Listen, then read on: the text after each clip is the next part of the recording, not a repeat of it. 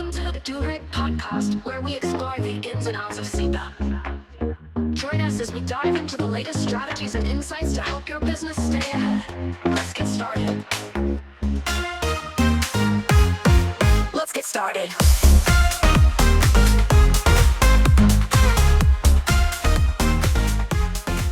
Welcome to the fourth Dubrink podcast. Yes, we're back. Yay. It's been a pretty busy couple of months. I think we did quite a lot of trade shows. The only thing you can do now is the Prague Christmas market, and then pretty much the year's over already. So, Indeed, where have we been? Yeah, well, let me see. The first thing we did was aluminium, Düsseldorf. Mm-hmm. We did Hanover. Euro Black. Euroblack. Black. Yeah. Black, yeah. It means sheet metal, I believe. What else we did? We did Milan. Fasteners Fair. Fastener Fair, Rotterdam. Duplex in Ahoy. And some heat exchange. No, that was actually That's part of it. It was two in one. Yeah. And yeah, it was very interesting to speak with so many companies who have to deal with CBAM. Have to deal, because not many companies were that happy. We have quite a lot of accidental importers, as I call them, people that just import not that much material and just like suddenly get overloaded with the CBAM question. And then, of course, we have the big boys as well that are importing massive amounts of material. Who would you say is the most prepared in terms of like the suppliers that you've spoken to over the last few months?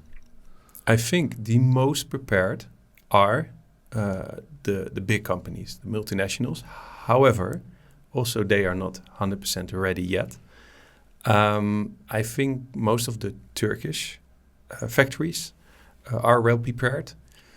The Chinese factories, I think, for example, aluminium 2024, 95% didn't even had a clue what was CBAM. And that was a little bit worrying, to be honest. But then, on the contrary, like when we spoke to a lot of the Chinese at the Fastener Fair, it was a totally different game. Everyone knew about it, was ready to provide data, at least had some form of data already. The Chinese factories? For me, yeah. For me, no. They know what is CBAM, really? But most of the people there are salespeople. Sure. And you explain them what's CBAM, but they don't care because they just want to sell at that moment your aluminium. And when you ask them to pass on the information to the sustainability manager, if there is a sustainability manager, I see that they were simply not interested in that. And then there is this thing with Joyce as well. Joyce, I wake up every morning with Joyce. She's not my wife. That's because my first email is indeed from Joyce, some steel seller from China. Somehow she automates email that every day. I got an email. It's crazy. I showed you, right? Yeah, we had to take some very serious measures to stop that flow of emails happening. Yeah. Speaking about importers next, like what is the general consensus that you'd say people feel like? How do importers feel about CBAM? Well, to be honest, there is to me a difference between 2 months ago and now. Because, for example, on the most recent trade show in Rotterdam, quite some people came to me and said, CBAM, I really need to start taking it serious now. And they start to realize that if they don't do anything, they might be in trouble. So I really think that importers now 2025 is approaching, that the urgency is visible. What do you think? No, I think so as well. I think we see a massive amount of sign-ups compared to, let's say, 2-3 months ago. Yeah. And it's accelerating quite a lot. So we had some issues trying to keep up with the amount of requests, but yeah, it's going pretty well. Yeah. Can't complain. Personal favorite. I'd love to hear what you liked the most, like which event you liked the most of this year. For me, it's Rotterdam, right? I'm from Rotterdam. I can speak Dutch over there. It was a small event, but for me that was the most favorite. The most interesting is actually Aluminium 2024, because there you have so many large players, small players from many countries. And for you? I probably would say Italy, but it was not because of CBAM, just because of the food. It was like Yeah. Yeah, no, the Italian food is amazing. And we met Luigi there as well, which is always a lot of fun just to hang out with. So I would say Italy was probably, but I would agree with you that in terms of CBAM, aluminium was the highlight. And I think the worst was Euroblack, but maybe that's because I booked a hotel 1.5 hours from the event. Everything was sold out. It was a very last minute decision, but we made it work. Yeah. Any learnings from the trade show that you might want to share with our audience, perhaps? I see that companies still struggle with kind of agreeing where CBAM fits within the company, because on one hand it's sustainability, so the sustainability manager wants to say something about it, but doesn't want to take the responsibility because it has to do a lot with customs. So they involve the customs expert. But compliance also want to say something about it, however, doesn't want to take responsibility. And when they find out that, especially when you're importing or exporting screws, bolts, fasteners, these products, you realize that actually purchasing also has to be involved. And quite often I get the remark that they didn't appoint, let's say, a specialist within the company. And that is important, I would say, because it's a very specific field. And you need to get it started now. Yeah, I think this is definitely one of the things that we're struggling with. Of course, suppliers have. It's always hard to find perhaps the final supplier as well, because there's distributors involved. Maybe the supplier is not known, and then the supplier may not always collaborate. What are your importers? What are our importers saying about getting the data from their suppliers? How do they find this? If they find it easy, or you mean, or for example, I would love to know. I think it would be very interesting to hear. A big difference compared to 4 months ago, in my opinion, is that 4 months ago suppliers were like, this 1 or 2 importers from the EU asking for CBAM data, I don't care. But now it's like there are 14, 20 people asking for this, and actually half of them are saying that they won't buy if they don't provide the CBAM data. And that's changing. I also heard that from a lot of Indian factories in Rotterdam, actually, who literally said, there are quite some requests for CBAM data. Same from Vietnam. We focused actually a lot on acquiring data. That's why we have several options in our platform how to do that. But I think the major driver is that suppliers should want to provide the data, because if they don't want, you can do whatever you want with your platform, but you will not get it. I think a very important part that we play in this as well, like as a platform. I mean, it's to make it as easy as possible, to collect the data, because I also see on one hand, sometimes there's confidentiality issues. They just can't share that because, for example, with distributors, if the distributor tells you who their supplier is, what stops the importer from going directly to that supplier? Very big problem that we see across the supply chain. But sometimes the suppliers just simply don't know how to calculate the data, and they're afraid of, perhaps appearing to their importers that they don't know what's really going on here. There's a lot of questions. Yeah, and they have a hard time handling and understanding the complexity, I think, because especially when I talk with UK exporters, they import but they export into the EU. And recently one who is exporting a lot of screws. First of all, he says, look, mate, I have 100 suppliers, but I get from those 100 suppliers 10,000 items. Sometimes one item I source from 20, 30 suppliers.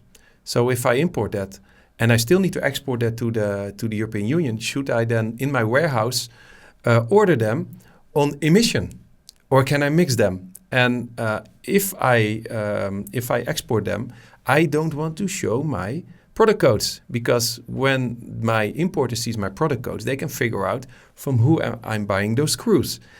And to keep that CBAM flow going all the way from all those factories through this UK importer, who on one hand imports, just imports and exports, it doesn't do anything, but sometimes also assembles up to 70 pieces. I had putting 70 pieces together. You need to calculate the emissions there.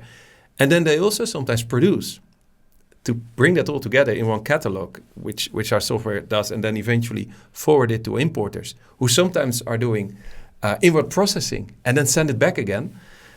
Yeah, when I have a first meeting with someone, it's not always easy to make them understand. But yeah, you get what I mean, right? Of course. I mean, the supply chain this is one of the things we brought up in the first podcast. Like, it is an overly simplified picture of saying importer, supplier. There is a lot of players that are at the table. And then, of course, there's indirect customs representatives, in some cases also involved, who then bear the responsibility for all that, let's say CBAM data. And they bear the responsibility for something that they didn't even import. They're just doing the paperwork. Yeah. So that's not easy to take that responsibility without really knowing what's going on. Yeah. We actually decided to make that a little bit easier for our customers.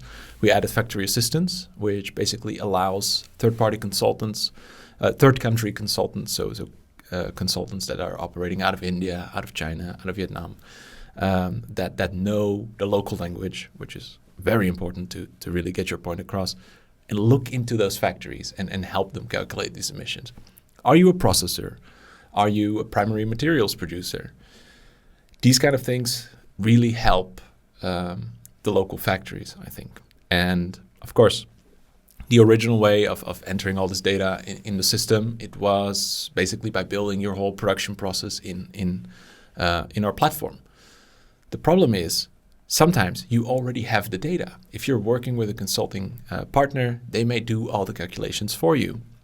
And they just give you the results, send this to your European importer. Mm-hmm. But if the European importer works with, for example, our platform, they would like all that data to be aggregated in one place, so that would simplify the flow of information.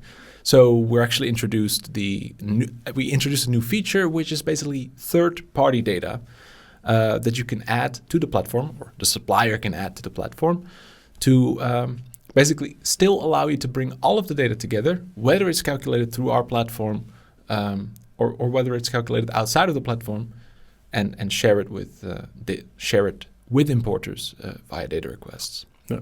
So that's one of the ways that we're trying to do. And that can be done in different ways, right? You can manually enter it. You can enter the communication template, and then the data is automatically in the system, or you can calculate it via our platform.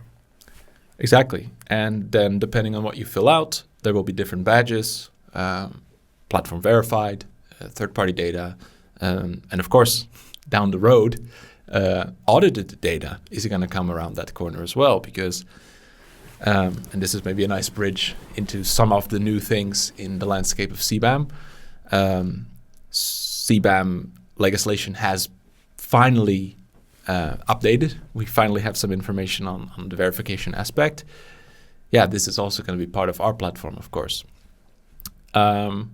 Because it's a topic what people find more and more important, especially the indirect customs reps. Yeah. They're like, okay, but I am responsible for this. I need to know that the data is correct. And in the past, it was about how do I get my data, and you start to see that people are moving to, is it correct what I'm gonna provide? Because if I don't, I might lose my license. And I think it's quite unfortunate that the European Union hasn't shared, or the European Commission hasn't shared any feedback with any of the data providers. So far, there have been many, I believe 20,000 reports were submitted for the last few quarters, around 20,000 reports each quarter, and there has been no feedback. Good job, thank you for submitting this. Silence. And this is also something that frustrates a lot of the importers. They're like, well, we really tried to collect our primary data and we get no feedback. We have no idea if what we have done, what we have received from our suppliers is right. Yeah. Because these 20,000, what's actually done? What's the percentage of the total report what they should receive? Because what I saw in the documents is that the EU said we expect in the next reporting period much more reports. That told me that means that at the moment the reporting wasn't as much as they expected. Around 20,000, I believe 15,000 to date, but then modifications may still come in.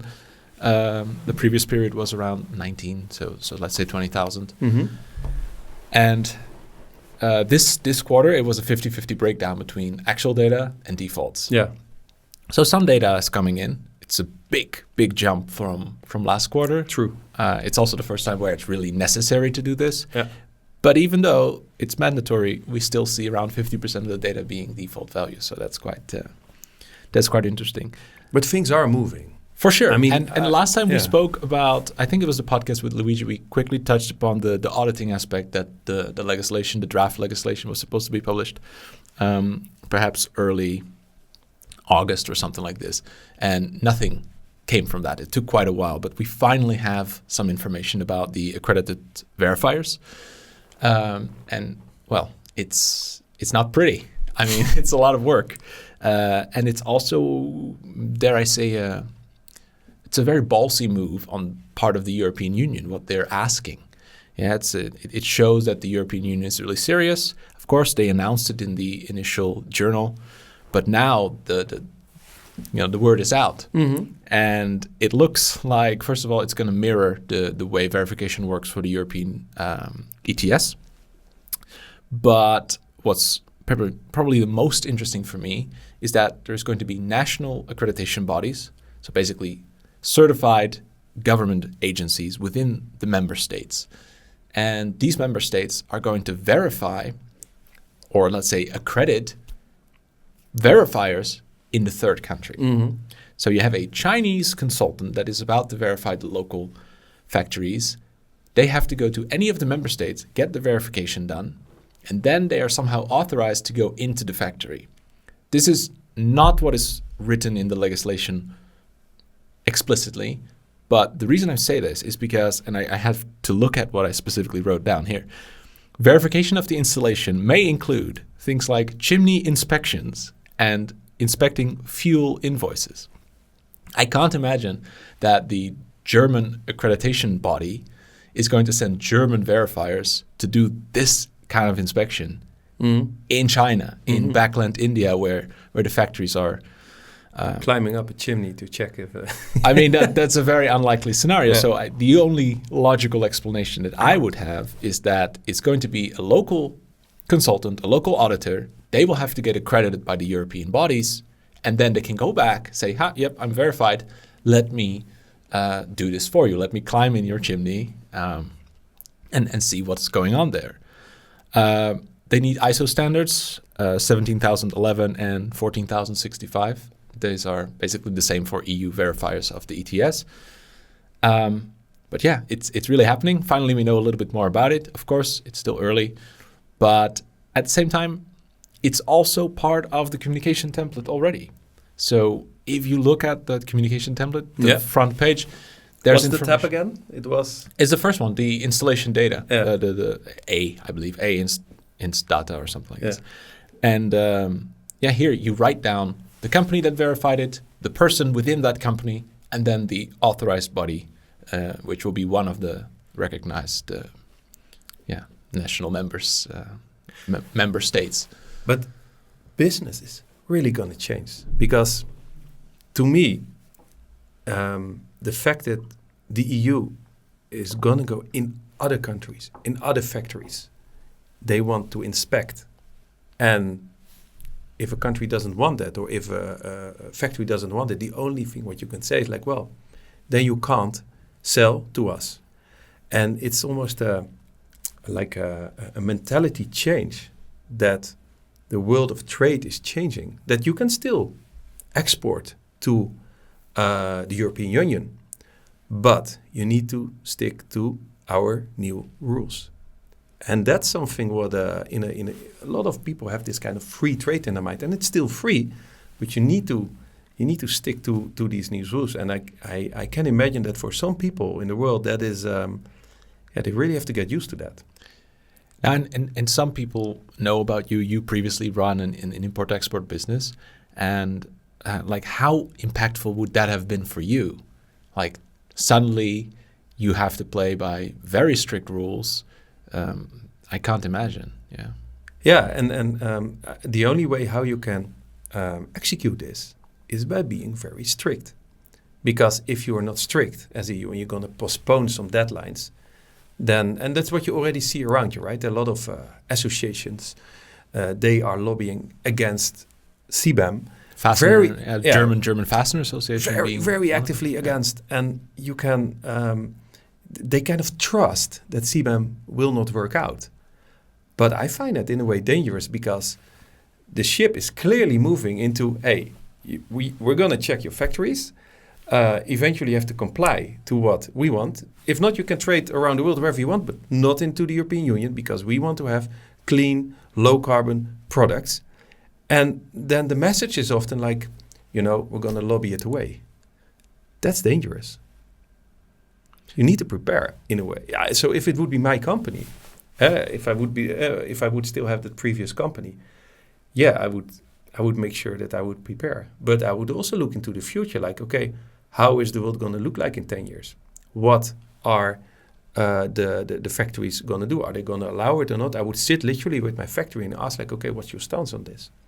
Yeah. And what I see is that it's especially very important if a supplier in a third country is depending on, is kind of selling a lot of stuff to the EU. Because if you are an importer and you have a supplier and you're just the 1%, well, I would start to look for other suppliers, maybe into the European Union. But if the supplier is supplying 60-70% of its business to the EU, of course, then you make a choice. Yeah, exactly. Yeah, and I remember one of our customers who actually paid for a consultant locally in China to go and help the supplier that is there because they didn't really know how to calculate things correctly.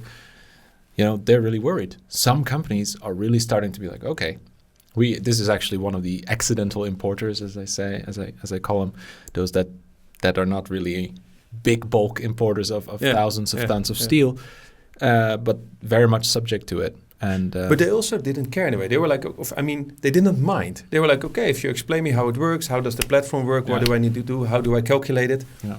It was okay. So we first thought that they didn't want to provide the data, but it was just, they had no clue how. Yeah. Yeah, and sometimes they just simply don't understand why it matters. Yeah. What is also quite interesting is directly the direct result of all this verified data is this data is going directly into the operator registry. This is part of the new CBAM registry. It's, quite an interesting topic. We currently have the transitional registry. And my original take was they're going to take this existing registry and just like any software project, they're going to enhance it, and make it better every single time, adding new features. It turns out that's not really what's going to happen. They're basically going to launch a secondary registry, which will be called the CBAM registry. And this registry seems to be housing a lot of different parts. It's going to house everything that you're doing so far, the reporting of the emissions, and maybe it's just, the developers copy-pasting the code base and that's it. But it seems like there's going to be a lot of other things attached to this new registry. There's going to be authorized declarants. There's going to be the operator registry, where basically the verifiers will put the data in there. Why do you think that is, that they have a second registry? I think it's about the end-to-end safety in the end. The point is, if the first supplier in the chain has verified data, and this is actually what I was talking about today at the Rink Academy as well. What do you call verified data?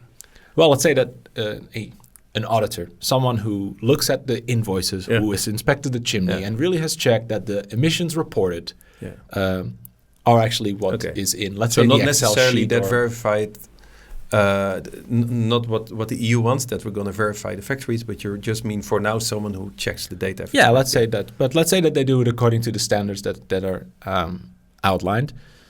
Imagine that the first supplier meets all the criteria and has done everything right, but they're not the primary materials producer. They're basically just taking whatever aluminium foil they buy from their supplier, and they're bending that with electricity or perhaps a furnace or something like this into an aluminium box, which they sell to Europe. Great. This part of the chain is verified, and we know that the emissions are right.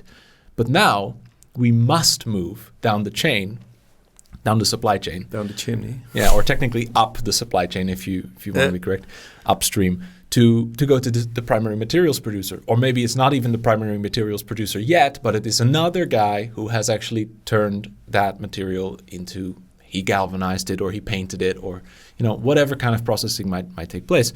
So the verification must start at, first of all, the first level, the tier 1 suppliers, but then it's slowly going to move to the tier 2, tier 3 suppliers, because it's the only way that you can be sure. And this is also what's happening with FSC, the wood. The FSC certification, they have a chain of custody certification. If you buy wood from a lumberjack, let's say, who is FSC certified, he harvests that sustainably, he plants a new tree for every harvested tree. Then it goes to a sawmill. The sawmill must also be certified. Then after the sawmill, maybe it's sent to a European furniture producer who's making tables out of that. If they're working with FSC wood, they need to have a chain of custody certification in order for that wood to be qualified as FSC wood. They can't do it. Otherwise, it loses its certification.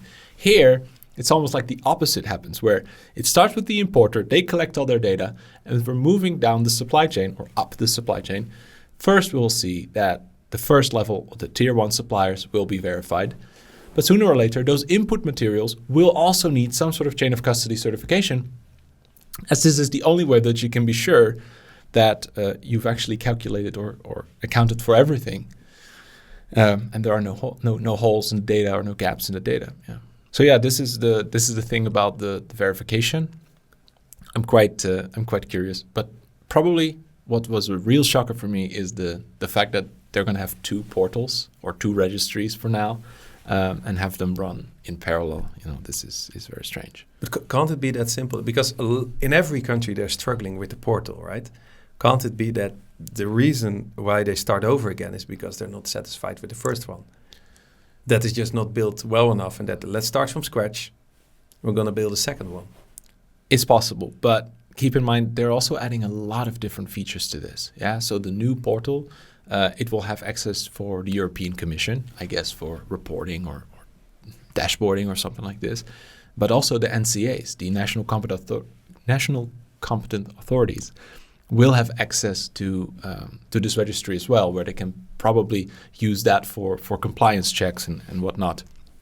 And it seems so far that authorized declarants, so people that will be importing CBAM products, must be authorized. This request must also be made through the new portal. So it's not just that they're changing it, they're adding a lot of extra features. So it's definitely not perfect. Yeah, there's a lot of... Sounds like good fun. There's a lot of improvements to be made. Yeah. A lot of work, actually. Perhaps on the topic of authorized declarants. What is happening with the authorized declarants? So this is actually not part of the same legislation, but 2 pieces of legislation were published, draft legislations were published around the same time. They're, at this point, you can still comment on them, but I don't think that it's still possible when this will go live. What I found really crazy about this whole part is that basically you collect all your documents to prove that you want to be an authorized declarant and you're going to submit some sort of request. Then you send all your data to this, probably in this new portal, and then they have 120 days to respond and give you access. Now, I imagine maybe the Dutch, the Belgians, they're very quick in these kind of customs procedures, but 120 is a lot. I mean, it's half a pregnancy. Come on. Yeah, I mean, that's a very long time. And then, by the way, you have to prove a lot of things. You have to prove financial stability of your company. Yeah. You're importing CBAM goods, but can you actually pay for the emissions? Yeah. So there will be some sort of... There's no information about this, of course. What does it mean for startups? Because how do you prove financial stability if you're a startup, for example? I mean, I guess startups within the import-export space are Well, if I want to limited. start importing... I mean, I know a lot about aluminium now. I could start importing them. How do I prove my financial stability? I don't know. I guess you must do it through some sort of larger entity that will do the import for you, I guess. That's killing entrepreneurship in a way. And we'll then, see. I think it will be fine, though. But then imagine the scenario where the deadline of 120 days is not met because, something gone wrong with the portal or they need additional time. If you do not request CBAM data by the 31st of June, and they have 120 days plus a possible extension, you shouldn't be able to theoretically buy certificates and thus import on January 1st of the next year. So but personally, I believe they can do it in 30 days, but or 40. But they actually took a lot of days to make sure that they pass the deadline, because I've seen in other fields that there was a similar situation and they couldn't make it, and they started to just give away the authorizations, let's say, for free, and they don't want to have that happen again. I wonder though, what do you think? What would happen if because as an importer, it's gonna be very costly if your import gets stuck because you don't have the permission. Yeah, like 120 euros a day per container or something like that. Yeah, so but, add it up. Yeah, exactly. Yeah, well, this is the point. But what if it's the customs fault or the NCA's fault that you cannot import because they just took way longer than a 120-day deadline? Are they going to give you a discount? Are they just gonna let you import that? Well, forget about the emissions. We made a mea culpa. That's not possible too. No, exactly. So maybe the 120 days is just a very big period to make sure that they get it done in time. Yeah. But yeah, I see also quite a lot of issues with this, and I'm very curious to follow it. But also the other way around. This is about receiving it. But I also read a lot about that they can revoke your license. Yeah. Imagine the impact on that. It can literally kill businesses. If you have a lot of... imagine you're a seasonal company, right? You only can... you import your items, let's say, once in I don't know, a year, because of the fact that's when you import your solar panels, because you prefer to install them in the spring and in the summer and not in the winter because there's too much snow. Yeah, and let's add that you're not CBAM. It's not the solar panels themselves are not CBAM, but let's say the metal clips that you use and the screws and so on. Yeah, or the 2 meter screws. We have some very observant listeners, so we must be factual. So just want to make sure. No, we have a client and they have like 2 meter screws and they connect the solar panels in the ground. For them it could be seasonable business, and then the moment when you have everything on the ship onboarded, your license gets revoked.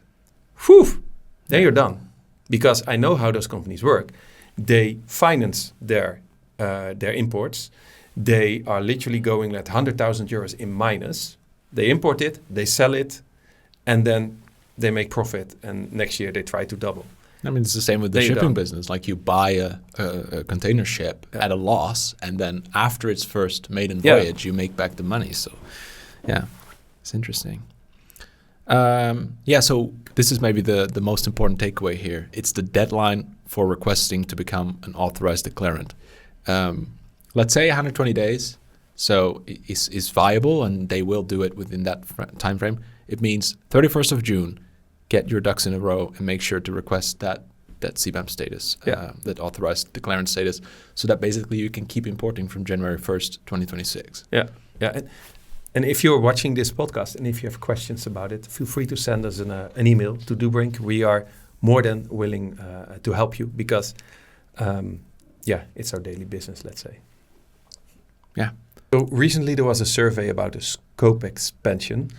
Yeah, a lot of people are scared about that because they don't want more products to fall under CBAM. They held a survey. I don't know the results of the survey that well. All I know is that they set up a bunch of criteria that will be used to evaluate if more products should be included under CBAM or not. Right now, of course, primarily raw material, a couple of processed goods are included, and then the exception is fasteners that are really finished products in a sense. The EU said, or the EC said, that basically what we're going to do is we're going to set up some rules, and based on these rules, we're going to determine whether or not we should include them. The first criterion is technical feasibility, like how difficult would it be to collect data from this type of company. What I can imagine is that if a product is 50% plastic and 50% aluminium or steel or something like this, it becomes very tricky because now you have to find out who provides that, who provides the plastic, who provides the steel. So this is one of those examples of technical feasibility, I guess. Then there is the risk of carbon leakage, which is about how heavily a product is traded. So if there's a lot of trade happening and there is factories producing the same exact product or similar product in the US, of course in Europe, in the US, in China, in Vietnam, in loads of different places, then it becomes very easy to just say, well, I have to pay for emissions in Europe. I may take it out of any of the other countries simply to, make my life easier. So the more a product is traded, the more likely it is that they just go and buy the same product abroad. And then, of course, there is the cost of carbon. Like, is there a lot of CO2 in the production of that? Or is there very little CO2 involved in producing the good? And these parameters, these three, those will be used eventually to determine whether or not which products will be included. Yeah. We're now talking kind of like on a policy level, right? But I also see a lot of, let's say, operational issues, small issues which companies have and they don't know how to solve it. They often go to the local authority and ask the question. So recently, for example, on the trade show, the organizer of the trade show came to me and he says, "Marcel, can you help me? I see you wearing a suit with CBAM on it." I said, how are you related to CBAM? He says, well, look, I'm importing all these stands, and actually I send them back later on. He says, but now I need to report CBAM over it. So I started to think like, what are you doing? You're actually kind of consuming it, using it. Is it a returned good? It's certainly not free release, but is it temporary? Yeah. Is it temporary entry? Yeah. Now, what he will do is he will go to the Dutch authorities and he will ask. What I miss, and it's also one of the things we discussed in IA CBAM meetings, is that actually all these authorities, they get such a big amount of operational questions. I guess hundreds a week, right? And it would be amazing to have a registry where all those national authorities would kind of map these questions. Because if this guy would be able to go to a huge FAQ, Google, search in his own language, like I have this issue. You can even ChatGPT it, or you can automate this. I'm sure that he is not the only event organizer having this issue. There must be hundreds.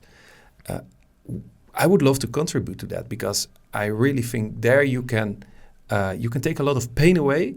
What people who are operationally wise dealing with CBAM are dealing with at the moment. Do you know what I mean? Yeah, of course. Yeah, no, I think it's that's missing actually. Valid point. Yeah, because there's a kind of a question is, but it's what's it like? Yeah, but there's so many issues, right? One other issue and that we run into a lot is who is the supplier. If you only have, for example, indirect customs representatives are really struggling with this. They just know the importer, maybe they know the exporter, but the exporter is not the guy who produced that. Huh. So how do we find this information? How does the information flow? Yeah. Is there a general or let's say universal identifier for the factory or for the supplier so that we at least know roughly in which area we should look for the information? I think this is about the scope expansion. I asked Luigi, one of our guests of previous podcast, what he thought about the scope expansion. Like, which products do you think are most likely imported? And the first thing he said was cars. And I asked, what does that mean, the whole thing? And he said, well, it will be the chassis and the bodies of the cars. They're probably the most likely first addition to that because they fit all the criteria. They're heavily traded. There's carbon, and it's relatively easy to track, the emissions because I you know disagree, exactly. Man. There's such a lobby on cars. Of course, there's a lobby. reason why cars are excluded. But there's a lobby, but it doesn't mean that it is not.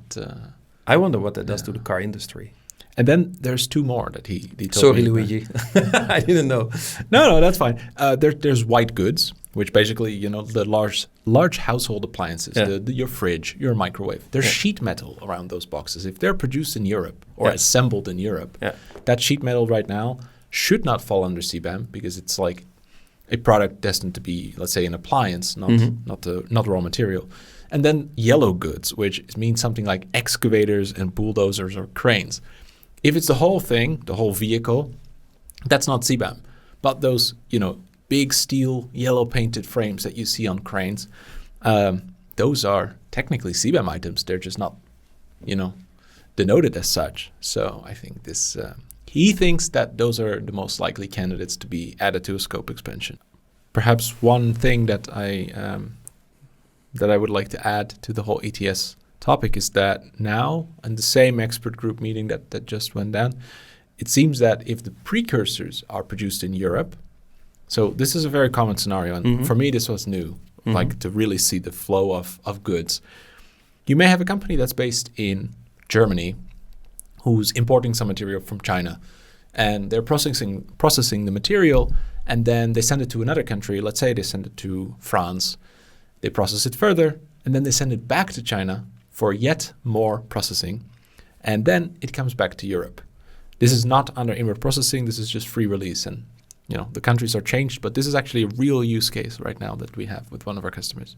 And all of the emissions in Europe, those fall under the ETS. And previously, technically, that Chinese provider, the Chinese supplier in the very last step, would declare all of the emissions of the ETS providers in Europe as a precursor. But now they're finally starting to realize that, well, if the emissions have already been paid for under the EU ETS, you don't have to declare them again. So this is one of the changes that they're proposing. So, That's a good one. Yeah. Do we have anything else to add today? Not much, really. Okay. No. I guess next time, if you would like to join us in the podcast, please do so. Yeah, and if you would like to sign up for Dubrink, go to portal.dubrink.com/register. That's it. It's a wrap, no? Yeah, and if you enjoyed this podcast, don't hesitate to like it. Join us as we dive Au into revoir. the latest strategies and insights Why is it to in help your French business now? stay ahead. Let's get started. Let's get started.